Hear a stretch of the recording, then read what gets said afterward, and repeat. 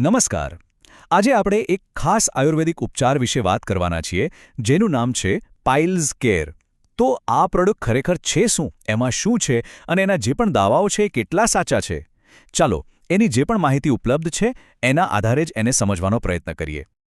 પણ જુઓ, આપણે આગળ વધીએ એ પહેલાં એક ખૂબ જ મહત્વની વાત. અને આ વાત હું નથી કહેતો, આ પ્રોડક્ટ બનાવનારા પોતે જ કહે છે કે ભાઈ કોઈ પણ સારવાર શરૂ કરતા પહેલાં એ પાકું કરી લો કે તમને તકલીફ શું છે, અને એના માટે ડૉક્ટર પાસે નિદાન કરાવવું એકદમ જરૂરી છે. આ એકદમ સાચી અને જવાબદાર વાત છે, બરાબર ને? ચલો, તો હવે જોઈએ કે આ પાઇલ્સ કેર સપ્લિમેન્ટમાં એવું તો શું છે. આપણે ફક્ત એ જ માહિતી પર ધ્યાન આપીશું જે એના ઉત્પાદકો દ્વારા આપવામાં આવી છે. આ પ્રોડક્ટનો સૌથી મોટો દાવો અને જે સૌથી વધારે હાઇલાઇટ કરવામાં આવે છે એ છે કે તે 100% કુદરતી ઘટકોથી બનેલું છે. આ જ એનો મુખ્ય સેલિંગ પોઈન્ટ છે. પણ શું કોઈ વસ્તુ કુદરતી હોય એટલે એ હંમેશા સંપૂર્ણપણે સુરક્ષિત હોય? ચાલો, એના ઘટકો પર એક નજર કરીએ. તો હવે આપણે આ પ્રોડક્ટના મૂળમાં જઈએ છીએ, એટલે કે એના 6 કુદરતી ઘટકો. આખરે આ કયા ઘટકો છે અને એના શું શું ફાયદા ગણાવવામાં આવ્યા છે? ચાલો, એક એક કરીને બધાને સમજીએ. તો લિસ્ટમાં જે પહેલું નામ છે એ છે હરડ. આ એક બહુ જ જાણીતી આયુર્વેદિક ઔષધિ છે. જોઈએ કે ઉત્પાદક એના વિશે શું કહે છે. અહીંયા એક રસપ્રદ વાત છે. હરડના 2 પ્રકારના ફાયદા ગણાવવામાં આવ્યા છે. એક તો એ બળતરા અને દુખાવો ઓછો કરે છે, મતલબ કે તાત્કાલિક રાહત આપે છે. અને બીજી બાજુ એ કબજિયાતમાં પણ મદદ કરે છે, જે મોટાભાગે પાઇલ્સનું મૂળ કારણ હોય છે. તો આ તો જાણે સમસ્યાના મૂળ પર જ વાર કરવા જેવું થયું. આપણું બીજું ઘટક છે બકાયન. બની શકે કે આ નામ ઘણા લોકો માટે નવું હોય. ચાલો જોઈએ કે એના કયા ગુણધર્મોનો ઉલ્લેખ કરવામાં આવ્યો છે. ઓકે, તો બકાઈને રક્તશોધક અને કૃમિનાશક તરીકે વર્ણવવામાં આવ્યું છે. આયુર્વેદની ભાષામાં કહીએ તો એ લોહીને શુદ્ધ કરવાનું અને શરીરમાંથી બિનજરૂરી તત્વોને બહાર કાઢવાનું કામ કરે છે, જે હેમોરોઇડ્સ જેવી સમસ્યામાં રાહત આપવામાં મદદ કરી શકે છે. લિસ્ટમાં ત્રીજું નામ છે મકોય. હવે જોવાનું એ છે કે પાઇલ્સની સારવારમાં એ કઈ રીતે મદદરૂપ થઈ શકે. મકોઈનો મુખ્ય ફાયદો એના ફાઇબર કન્ટેન્ટ સાથે જોડાયેલો છે.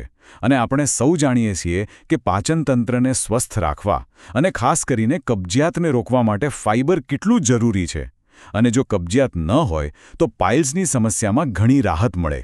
એટલે આ દાવો તદ્દન લોજિકલ લાગે છે. હવે આવે છે એક એવું નામ જે ભારતના લગભગ દરેક ઘરમાં જાણીતું છે: લીમડો. આપણે એના ગુણધર્મો વિશે ઘણું સાંભળ્યું છે, પણ ચાલો જોઈએ કે પાઇલ્સમાં એ કઈ રીતે ઉપયોગી છે. લીમડાનો મુખ્ય ગુણ અહીં એનો એન્ટીબેક્ટેરિયલ ગુણધર્મ છે, એટલે કે જીવાણુઓનો નાશ કરનાર. પાઇલ્સની સમસ્યામાં ઇન્ફેક્શનનું જોખમ રહે છે, અને લીમડો આ ચેપને રોકવામાં મદદ કરી શકે છે. એટલે જેને અસરકારક ગણાવવામાં આવ્યો છે. પાંચમું ઘટક છે ચિત્રક. ચાલો જોઈએ કે આ ઔષધિના કયા ફાયદાઓનો દાવો કરવામાં આવ્યો છે. ચિત્રકને તો જાણે એક મલ્ટીપર્પઝ ઔષધિ તરીકે રજૂ કરવામાં આવ્યું છે. એ ફક્ત પાઇલ્સ નહીં, પણ કબજિયાત, અપચો અને સ્નાયુના દુખાવા જેવી સમસ્યાઓમાં પણ મદદરૂપ હોવાનો દાવો છે. આ બતાવે છે કે એ શરીર પર એક વ્યાપક અસર કરતું હોઈ શકે છે.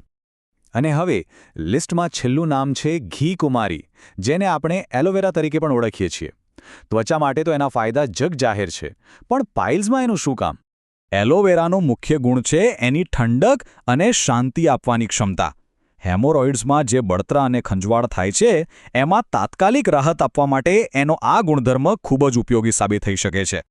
તો આપણે ઘટકો વિશે તો જાણી લીધું, પણ હવે એ સમજવું પણ એટલું જ જરૂરી છે કે આનો ઉપયોગ કેવી રીતે કરવો અને કઈ સાવચેતીઓ રાખવી. ચાલો, ઉત્પાદકની સૂચનાઓ પર એક નજર કરીએ. ઉપયોગ માટેની સૂચનાઓ એકદમ સ્પષ્ટ છે. દિવસમાં 2 વાર એક કેપ્સ્યુલ, અને એ પણ છાશ સાથે. છાશ સાથે લેવાની ભલામણ કદાચ એટલા માટે છે કારણ કે તે પાચનમાં મદદ કરે છે. જો કે ડોઝ હંમેશા ડૉક્ટરની સલાહ મુજબ જ લેવો જોઈએ. કોઈપણ દવાની જેમ અહીં પણ કેટલીક સાવચેતીઓ છે. ખાસ કરીને ગર્ભાવસ્થા દરમિયાન તેનો ઉપયોગ ટાળવાની સલાહ આપવામાં આવી છે, જે ખૂબ જ મહત્વપૂર્ણ છે. અને હા, ડોઝ કરતાં વધારે લેવાની ભૂલ તો ક્યારેય ન કરવી. આ સૂચનાઓનું પાલન કરવું ખૂબ જ જરૂરી છે. અને અહીં આવે છે એક બહુ મોટો દાવો કે કોઈ આડઅસર નથી, એટલે કે ઝીરો સાઇડ ઇફેક્ટ્સ. જો કે આપણે એ વાત હંમેશા યાદ રાખવી જોઈએ કે દરેક વ્યક્તિનું શરીર અલગ હોય છે. કોઈ વસ્તુ કુદરતી હોવા છતાં અમુક લોકોને તેની એલર્જી હોઈ શકે છે, એટલે સાવચેતી રાખવી હંમેશા સારી વાત છે. ટૂંકમાં કહીએ તો આ પ્રોડક્ટને 3 શબ્દોમાં રજૂ કરવામાં આવ્યું છે: કુદરતી, સુરક્ષિત અને અસરકારક. આ 3 શબ્દો જ આ પ્રોડક્ટના માર્કેટિંગનો મુખ્ય આધાર છે. તો આપણે આ વિશ્લેષણના અંત તરફ આવી ગયા છીએ, પણ આપણે જે વાતથી શરૂઆત કરી હતી એ સૌથી મહત્વપૂર્ણ સલાહને ફરી એકવાર યાદ કરવી ખૂબ જ જરૂરી છે. અને અંતે સૌથી મહત્વની વાત, કોઈ પણ સારવાર, ભલે તે આયુર્વેદિક હોય કે એલોપેથિક, હંમેશા સાચા તબીબી નિદાન પછી જ શરૂ કરવી જોઈએ. જાતે જ ડૉક્ટર બનીને સારવાર કરવી જોખમી સાબિત થઈ શકે છે.